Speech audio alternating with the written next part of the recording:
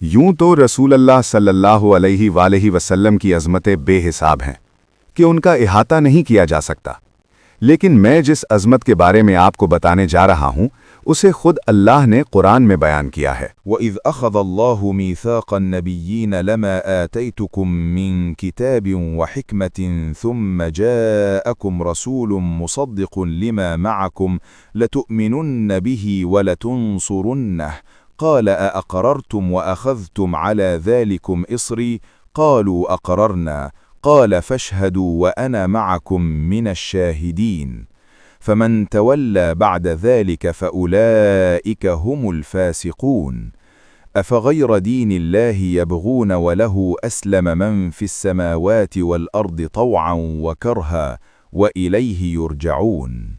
तर्जुमा।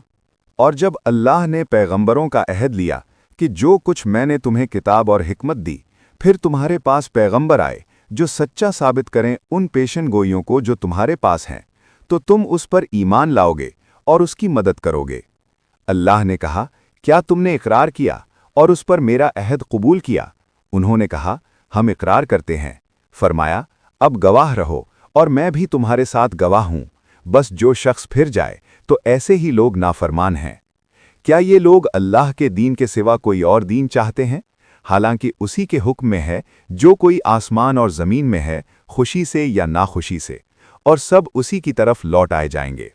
इन आयात में अल्लाह ताला उस अहद का जिक्र कर रहा है जो उसने पैगंबरों से आलम अरवाह में लिया था।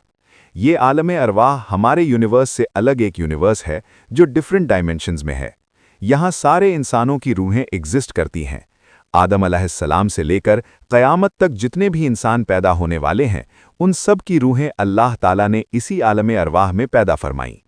इस आलम अरवाह में जो अहद अल्लाह ने पैगंबरों से लिया, जिसमें आदम अलैहिस्सलाम से लेकर सारे नबियों और रसूलों की रूहें शामिल थीं, यहाँ अल्लाह ताला पैगंबरों से खिताब करते हुए कह रहा है कि अल्लाह हर नबी को उसके वक्त पर दुनिया में भेजेगा किताब और हिकमत के साथ लोगों की हिदायत के लिए। लेकिन अगर उस नबी या रसूल के दौर में ही वो रसूल आ जाए जिस पर नबूवत और रिसालत और हिदायत मुकम्मल हो जाएगी, तो वो नबी और रसूल अल्लाह सल्लल्लाहु अलैहि वसल्लम पर ईमान लाएगा और उनकी मदद करेगा। इस पर अल्लाह ने अंबिया से अहद लिया और फिर उस पर अपना अहद भी कबूल करवाया, और फिर उस पर गवाह बनाया नबियों को भी, और खुद भी उस पर गवाह बना।